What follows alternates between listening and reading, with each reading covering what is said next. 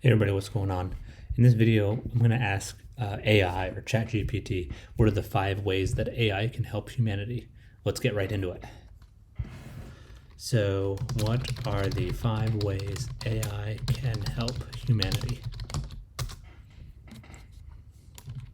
Oops, so we gotta refresh the page for whatever reason, doesn't like. Sometimes it errors. I mean, you requested a model that is not compatible with this engine. Please contact us through our help center.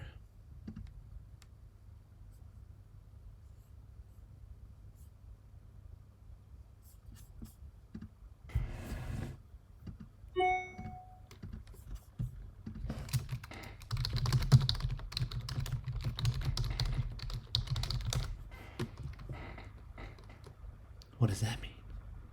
What are some ways AI can help humanity? AI can help humanity in a variety of ways, including healthcare. AI can assist doctors in diagnosing diseases.